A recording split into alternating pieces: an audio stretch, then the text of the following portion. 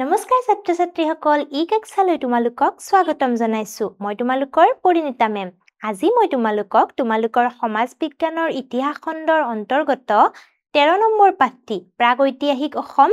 এই পাঠটিৰ 2 নম্বৰ অংশটোৰ বিষয়ে আলোচনা কৰিম এতিয়া চাও আহাচোন আজি আমি কি শিকিম আজি আমি শিকিম কামৰূপত ৰাজত্ব কৰা উল্লেখযোগ্য ৰাজবংশসমূহৰ বিষয়ে অৰ্থাৎ কামৰূপতনো কি ৰাজবংশ ৰাজত্ব কৰিছিল সেই বিষয়ে শিকিম লগতে আমি শিকিম বৰ্মন বংশ আৰু হিউৱেনচাঙৰ টুকাত কামৰূপ ৰাজ্যৰ বৰ্ণনা অৰ্থাৎ হিউৱেনচাঙে কামৰূপলৈ আহি টুকা এটা লিখিছিল আৰু সেই টুকাটোত কামৰূপৰ বিষয়ে কি বৰ্ণনা কৰিছিল সেই বিষয়ে পঢ়িম এতিয়া আগবাৰো আহা এতিয়া চোৱা পুৰণি অসমৰ ৰাজবংশসমূহ অৰ্থাৎ পুৰণি অসমত কি ৰজাই অৰ্থাৎ পুৰণি অসমত কোন ৰাজবংশই ৰাজত্ব কৰিছিল তেওঁলোকৰ ৰজাবিলাক কোন আছিল সেই বিষয়ে চাও আহা এয়া চোৱা ঐতিহাসিক সূত্ৰৰ পৰা জানিব পৰা মতে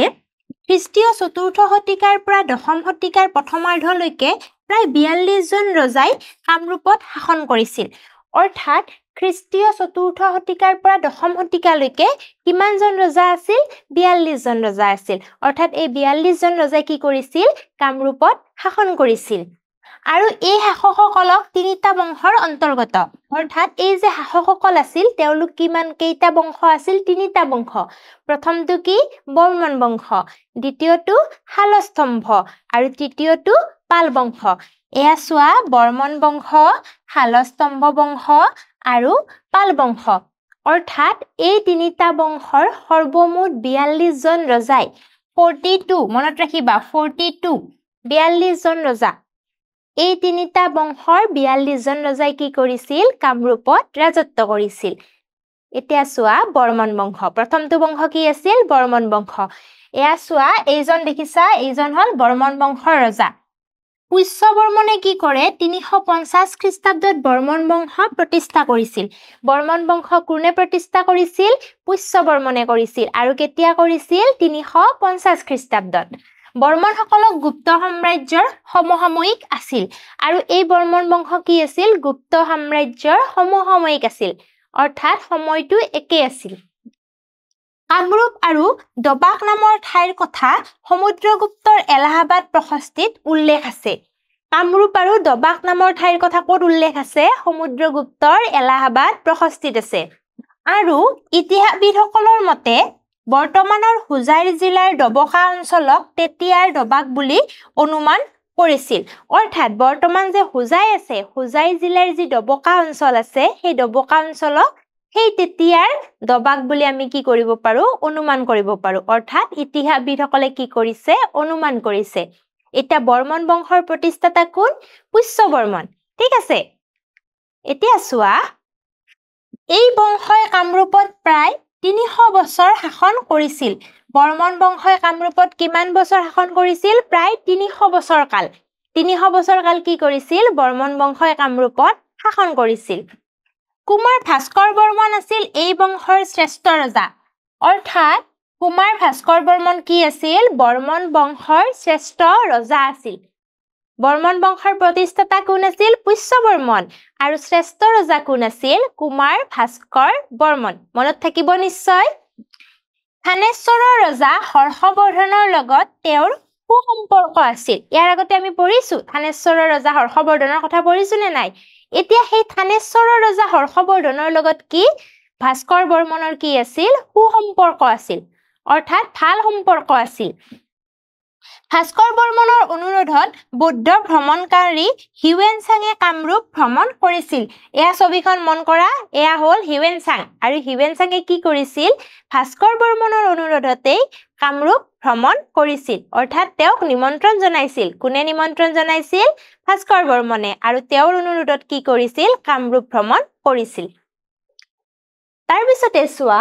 ভাস্কৰ বৰ্মনৰ ৰাজত্বকালৰ পৰাই ভাস্কৰাব্দ নামৰ এটি সময়সূচীৰ প্ৰচলন হয় ভাস্কৰাব্দ এইটো মনত ৰাখিবা ভাস্কৰাব্দ ভা হয়কস্ক ৰা বৈদব্দ ভাস্কৰাব্দ অৰ্থাৎ ভাস্কৰাব্দৰ সময়সূচীৰ প্ৰচলন কেতিয়াৰ পৰা হয় ৰজা ভাস্কৰ বৰ্মনৰ সময়ৰ পৰা অৰ্থাৎ ভাস্কৰ বৰ্মনে যেতিয়াৰ পৰা ৰাজপাটত বহিলে তেতিয়াৰে পৰা কি হ'ল ভাস্কৰাব্দ সময়সূচীৰ প্ৰচলন হ'ল তেওঁৰ শাসনকালত ডুবি বজালি আৰু নিধনপুৰ বৰ্তমানৰ বাংলাদেশত তামৰ ফলি খোদিত কৰা হৈছিল অৰ্থাৎ ডুবিত আৰু নিধনপুৰত কি হৈছিল তামৰ ফলি খোদিত কৰা হৈছিল আৰু ডুবি ক'ত আছে ডুবি আছে বজালি জিলাত আৰু নিধনপুৰ ক'ত আছে বৰ্তমানৰ বাংলাদেশত আছে অৰ্থাৎ এই দুটা জায়গাত কি কৰা হৈছিল তামৰ ফলি খোদিত কৰা হৈছিল এতিয়া চাওয়া আছোন তামৰ ফলিখন এয়া দেখিছা ডুবিৰ তামৰ ফলি অৰ্থাৎ এইখন হৈছে ডুবিৰ তামৰ ফলি দেখিবলৈ এনেকুৱা ইয়াত কি হৈছিল তামৰ ফলিত বিভিন্ন তথ্যসমূহ কি কৰা হৈছিল সংৰক্ষণ কৰা হৈছিল তাৰ পিছতে চোৱা হিউৱেনচাঙৰ টোকাত কামৰূপৰ বৰ্ণনা অৰ্থাৎ হিউৱেনচাঙৰ টোকাত হিউৱেনচাং যে আহিল ৰজা ভাস্কৰ বৰ্মনে কি কৰিলে নিমন্ত্ৰণ কৰি আনিলে ভাস্কৰ বৰ্মনে হিউৱেনচাঙক নিমন্ত্ৰণ জনালে হয় নে নাই হিউৱেনচাঙক যেতিয়া ৰজা ভাস্কৰ বৰ্মনে নিমন্ত্ৰণ জনালে তেতিয়া কি হ'ল তেওঁ কামৰূপলৈ আহিল কামৰূপ ভ্ৰমণ কৰিলে আৰু কামৰূপৰ বিষয়ে বিভিন্ন কথা তেওঁ কি কৰিলে এটা টোকা প্ৰস্তুত কৰি উলিয়ালে সেই টোকাটোতনো কি আছে এয়া চোৱা চীনা পৰিব্ৰাজক হিউৱেনচাঙে নালন্দা বিশ্ববিদ্যালয়ত বৌদ্ধ ধৰ্ম সম্পৰ্কে অধ্যয়ন কৰিছিল অৰ্থাৎ হিউৱেনচাঙে কি কৰিছিল নালন্দা বিশ্ববিদ্যালয়ত বৌদ্ধ ধৰ্ম সম্পৰ্কে অধ্যয়ন কৰিছিল তেওঁ আছিল কৰ চীন দেশৰ মানুহ অৰ্থাৎ চীনা পৰিব্ৰাজক আৰু তেওঁ কি কৰিছিল নালন্দা বিশ্ববিদ্যালয়ত অধ্যয়ন কৰিছিল কি সম্পৰ্কে কৰিছিল বৌদ্ধ ধৰ্ম সম্পৰ্কে তাৰ পিছত চোৱা ভাস্কৰ বৰ্মনৰ আমন্ত্ৰণত চীন ভ্ৰমণকাৰী তথা বৌদ্ধ পণ্ডিত হিউৱেনচাঙে কামৰূপ ভ্ৰমণ কৰে আৰু তেওঁ প্ৰায় এমাহ কামৰূপত থাকে তেওঁ কি কৰিছিল ভাস্কৰ বৰ্মনৰ আমন্ত্ৰণত কি কৰিছিল তেওঁ কামৰূপখন ভ্ৰমণ কৰে আৰু কামৰূপত প্ৰায় এমাহ কাল আছিল অৰ্থাৎ এমাহ দিন তেওঁ কি কৰিছিল কামৰূপৰ চাৰিওফালে ফুৰিছিল ভ্ৰমণ কৰিছিল তেওঁৰ চিউ কি গ্ৰন্থত কামৰূপ ৰাজ্যৰ বৰ্ণনা কৰিছে যাৰ এলেকা আছিল প্ৰায় 1700 মাইল অৰ্থাৎ কামৰূপৰ এলেকা যদি কিমান हुदे কিমান হ'ব 1700 মাইল কামৰূপৰ এলেকা হিউৱেনচাঙৰ মতে কামৰূপৰ এলেকা কিমান 1700 মাইল আৰু তেওঁৰ গ্ৰন্থখনৰ নাম কি চিউ কি এইখন হল হিউৱেনচাঙৰ গ্ৰন্থ আৰু তেওঁ তাত কি কৰিছে কামৰূপৰ বিষয়ে বৰ্ণনা কৰিছে আৰু কামৰূপৰ এলেকা কিমান বুলি কৈছে 1700 মাইল বুলি কৈছে ঠিক আছে তাৰ পিছতে চোৱা কামৰূপৰ মানুহবোৰ আছিল সহজ সৰল এইখিনি কথা যে পাইছো ধনী বৌদ্ধিকভাৱে চোকা আৰু শিক্ষণৰ প্ৰতি আগ্ৰহী অৰ্থাৎ এই কথাখিনি কোনে কৈছে হিউৱেনচাঙে কৈছে কামৰূপৰ মানুহবোৰ কি আছিল সহজ সৰল আছিল ধনী আছিল আৰু বৌদ্ধিকভাৱে কি আছিল চোকা আৰু শিক্ষণৰ প্ৰতি আগ্ৰহী অৰ্থাৎ কামৰূপৰ মানুহবোৰে কি কৰিব বিচাৰে শিকিব বিচাৰে বা পঢ়িব বিচাৰে ধনী আছিল সহজ সৰল আছিল এয়া কথা কোনে কৈছে ভাস্কৰ বৰ্মনৰ ৰাজত্বকালত হিউৱেনচাং আহিছিল আৰু হিউৱেনচাঙে তেওঁৰ টোকাত কি কৰিছে এই কথাবোৰ লিপিবদ্ধ কৰিছে তাৰ পিছতে চোৱা তেওঁলোকৰ ভাষা মধ্য ভাৰতৰ পৰা পৃথক আছিল অৰ্থাৎ কামৰূপ অঞ্চলৰ ভাষা কি আছিল বেলেগ আছিল মধ্য ভাৰততকে বেলেগ মধ্য ভাৰতৰ লোকে যি ভাষা কয় সেই ভাষা কামৰূপ অঞ্চলৰ মানুহে কোৱা নাছিল অৰ্থাৎ ভাষাটো পৃথক আছিল ইয়াৰ লোকসকলে নাৰিকল আৰু কঁঠালৰ খেতি কৰিছিল আৰু নাৰিকল আৰু কঁঠাল কি আমাৰ ইয়াত পোৱাই যায় কামৰূপত প্ৰাচীন কামৰূপত আগৰে পৰা পোৱা যায় নাৰিকল আৰু কঁঠাল আৰু কি কৰিছিল কামৰূপৰ লোকসকলে নাৰিকল আৰু কঁঠালৰ খেতি কৰিছিল তাৰ পিছতে তেওঁলোকে অনেক দেৱ-দেৱীক পূজা কৰিছিল আৰু বৌদ্ধ ধৰ্মৰ কোনো প্ৰভাৱ নাছিল অৰ্থাৎ কামৰূপত আমাৰ প্ৰাচীন কামৰূপতো কি আছিল যে বৌদ্ধ ধৰ্মৰ প্ৰভাৱ নাছিল কি কৰিছিল মানুহবোৰে আগৰে পৰা দেৱ-দেৱীক পূজা কৰে আমাৰ কি কৰে ভগৱানক 33 কোটি ভগৱান আছে বুলি কয় দেৱ-দেৱী আছে বুলি কয় হয় না নাই সেই কাৰণে এই প্ৰাচীন কামৰূপৰ পৰাই কি হৈছিল বিভিন্ন সময়ত মানে বিভিন্ন দেৱ-দেৱীক পূজা পাতল কৰা হৈছিল আৰু এই কথা হিউৱেনচাঙে তেওঁৰ টোকাত উল্লেখ কৰিছে তাৰ পিছতে চোৱা ভাস্কৰ বৰ্মন এজন গুণী জ্ঞানী ৰজা আছিল আৰু তেওঁ সকলো ধৰ্মৰ প্ৰতি শ্ৰদ্ধাশীল আছিল হিউৱেনচাঙে লিখিছে যে ভাস্কৰ বৰ্মন কি আছিল এজন গুণীজ্ঞানী ৰজা আৰু তেওঁ সকলো ধৰ্মকে কি কৰিছিল শ্ৰদ্ধা কৰিছিল অৰ্থাৎ সন্মান জনাইছিল দূৰ দূৰণিৰ পণ্ডিতসকলক ভাস্কৰ বৰ্মনে নিজ ৰাজ্যলৈ আমন্ত্ৰণ কৰি শ্ৰদ্ধা আৰু সন্মান জনাইছিল আৰু ভাস্কৰ বৰ্মনে কি কৰিছিল দূৰ দূৰণিৰ পণ্ডিতসকলক ভাস্কৰ বৰ্মনে দূৰ দূৰণিৰ পণ্ডিতসকলক আমন্ত্ৰণ জনাইছিল আৰু জনাই আমন্ত্ৰিত কৰি কি কৰিছিল সন্মান আৰু শ্ৰদ্ধা জনাইছিল অৰ্থাৎ নিজ দেশলৈ তেওঁ মাতিছিল নিজ ৰাজ্যলৈ মাতিছিল আৰু মাতি সন্মান জনাইছিল তাৰ পিছতে চোৱা প্ৰাগজ্যোতিষপুৰ ৰাজ্য পৰ্বতমালাৰে সংৰক্ষিত আছিল আৰু এই ৰাজ্যত কোনো ডাঙৰ নগৰ নাছিল অৰ্থাৎ এই প্ৰাগজ্যোতিষপুৰ ৰাজ্যখন যে আছিল প্ৰাগজ্যোতিষপুৰ ৰাজ্যখন কি আছিল পৰ্বতমালাৰে আগুৰি আছিল অৰ্থাৎ চাৰিওফালে পৰ্বতমালা আছিল আৰু তাত ডাঙৰ নগৰ নাছিল এখনেই আছিল গোটেইখনৰ নাম কি প্ৰাগজ্যোতিষপুৰ এখনকে সৰুকে মানে সৰু ডাঙৰ হেনেকুৱা কোনো ধৰণৰ নগৰ নাছিল এই কথাখিনি কোনে লিখিছে হিউৱেনচাঙে লিখিছে অৰ্থাৎ তেওঁ গোটেইখিনি কামৰূপৰ বৰ্ণনা কৰিছে কামৰূপ ৰাজ্যখনত কেনেকুৱা ধৰণৰ মানুহ আছিল কামৰূপৰ মানুহৰ ভাষা কি কামৰূপৰ মানুহে কি খেতি কৰে ৰজাজন কেনেকুৱা আছিল ভাস্কৰ বৰ্মনৰ কথা উল্লেখ কৰিছে তেওঁ গুণীজ্ঞানী ৰজা আছিল এই কথাবোৰ কোনে লিখিছে হিউৱেনচাঙে তেওঁৰ টুকাত লিখিছে তাৰ পিছতে লাষ্টত কি লিখিছে চোৱা উত্তৰ ভাৰতৰ পৰা কামৰূপ হৈ চীন দেশলৈ যোৱা এক বাণিজ্যিক পথ আছিল অৰ্থাৎ উত্তৰ ভাৰতৰ পৰা কামৰূপ হৈ চীন দেশলৈ যাব পাৰি চীনলৈ যোৱা এটা কি আছিল বাণিজ্যিক পথ ব্যৱসায় বাণিজ্য কৰাৰ কাৰণে কি হৈছিল এই পথটো আছিল আৰু এই পথৰ দ্বাৰা কি কৰিছিল চীন দেশৰ লগতো ব্যৱসায় বাণিজ্য হৈছিল এইখিনি কথা কি কৰিছে হিউৱেনচাঙে তেওঁৰ টুকাত ধুনীয়াকে বৰ্ণনা কৰিছে অৰ্থাৎ হিউৱেনচাঙৰ টুকা যদি আমি পঢ়ো বা কোনোবাই যদি পঢ়িছে তেতিয়া কি কৰিব সেই সময়ৰ কামৰূপ ৰাজ্যৰ কথা ভাস্কৰ বৰ্মনৰ ৰাজত্বৰ সময়ৰ কথা ধুনীয়াকে জানিব পাৰিব ঠিক আছে এতিয়া চাও আহা জানি থওঁ আহা এইটো চোৱা কলহনৰ ৰাষ্ট্ৰৰংগিনী গ্ৰন্থত কি আছে কলহনৰ ৰাষ্ট্ৰৰংগিনী গ্ৰন্থত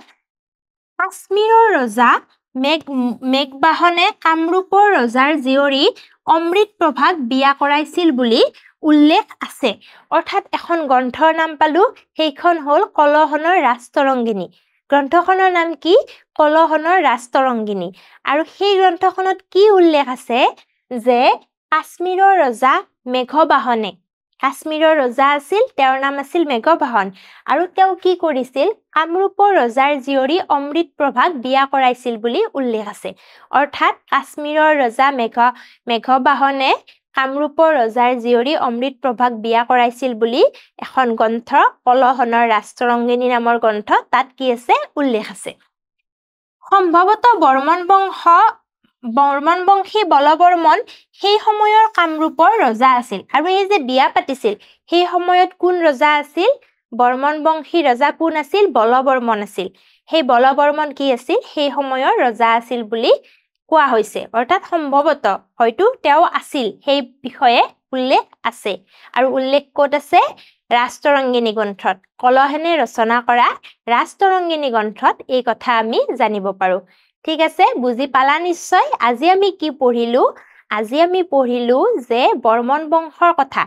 বৰ্মন বংশ কেনেকে আহিল বৰ্মন বংশ পঢ়াৰ আগতে আমি কি পঢ়িলো যে কামৰূপৰ ৰাজবংশ তিনিটা ৰাজবংশ বৰ্মন বংশ শালস্তম্ভ আৰু পাল বংশ এই তিনিটা যে ৰাজবংশ ৰাজত্ব কৰিছিল সেই কথা আমি জানিলো তাৰ পিছত আমি পঢ়িলো বৰ্মন বংশৰ কথা বৰ্মন বংশৰ প্ৰতিষ্ঠাতা কোন আছিল পুষ্য বৰ্মন আৰু এই বংশৰ শ্ৰেষ্ঠ ৰজা কোন আছিল ভাস্কৰ বৰ্মন কুমাৰ ভাস্কৰ বৰ্মন ঠিক আছে তাৰ পিছত আমি পঢ়িলো যে হিউৱেনচাঙৰ কথা এই বৰ্মন বংশই ৰাজত্ব কৰি থকা সময়তে কি হৈছিল হিউৱেনচাং আহিছিল কামৰূপলৈ আৰু তেওঁ কি কৰিছিল এটা টুকা লিখি থৈ গৈছিল আৰু সেই হিউৱেনচাঙৰ টুকাত কামৰূপৰ বিষয়ে আমি জানিব পাৰো কামৰূপত কেনেকুৱা ধৰণৰ মানুহে বাস কৰিছিল কামৰূপৰ মানুহৰ ভাষা কি আছিল তেওঁলোকে কি খেতি কৰিছিল ইত্যাদি সকলো কথা কি কৰিছে তেওঁৰ টুকাত আছে তাৰ পিছতে আমি পঢ়িব পালো যে কলহনৰ ৰাষ্ট্ৰৰংগিনী গ্ৰন্থত কি আছিল সেই সময়ৰ কাশ্মীৰৰ ৰজা মেঘবাহনে কামৰূপৰ ৰজাৰ জীয়ৰী অমৃতপ্ৰভাক বিয়া কৰোৱা বুলি জানিব পাৰো আৰু সেই সময়ত ৰজা কোন আছিল বৰ্মনবংশী ৰজা বলবৰ্মন ঠিক আছে এইখিনি আজি আমি পঢ়িলো এতিয়া আমি চাও আহা মূল্যায়নৰ ফালে প্ৰথম প্ৰশ্নটো চোৱা বৰ্মন বংশই কামৰূপত কিমান বছৰ কাল ৰাজত্ব কৰিছিল অৰ্থাৎ বৰ্মন বংশই যে কামৰূপত ৰাজত্ব কৰিছিল কিমান বছৰ 200 বছৰ নে 300 বছৰ নে 400 বছৰ কিমান বছৰ কৰিছিল বৰ্মন বংশই কামৰূপত প্ৰায় 300 বছৰ কাল ৰাজত্ব কৰিছিল মনত থাকিব বৰ্মন বংশই কিমান বছৰ ৰাজত্ব কৰিছিল 300 বছৰ ইয়াৰ পিছতে চোৱা 2 নম্বৰ প্ৰশ্নটো চোৱা হিউৱেনচাঙে ভাৰত সম্বন্ধে ৰচনা কৰা পুথিখন হ'ল হিউৱেনচাঙে পুথি ৰচনা কৰিছিল চীনা পৰিব্ৰাজক ভাৰত ভ্ৰমণ কৰি পুথিখন কি আছিল প্ৰথমটো আছে চিউকি দ্বিতীয়টো আছে এলাহাবাদ প্ৰশস্তি 3 নম্বৰটো আছে ৰুক্মিণী হৰণ কি পুথি ৰচনা কৰিছিল চিউকি অৰ্থাৎ হিউৱেনচাঙে ভাৰত সম্বন্ধে ৰচনা কৰা পুথিখন হ'ল চিউকি ঠিক আছে তৃতীয়টো প্ৰশ্ন চোৱা ভাস্কৰ বৰ্মনৰ ৰাজত্বকালৰ পৰাই দেশ নামৰ এটি সময়সূচীৰ প্ৰচলন হয় ভাস্কৰ বৰ্মনৰ ৰাজত্বকালৰ পৰা কি সময়সূচীৰ প্ৰচলন হয় অৰ্থাৎ চোৱা ভাস্কৰ বৰ্মনৰ সময়ৰ পৰা সময়সূচী এটাৰ প্ৰচলন হ'ল সময়সূচীটোৰ নাম কি ভাস্কৰাব্দ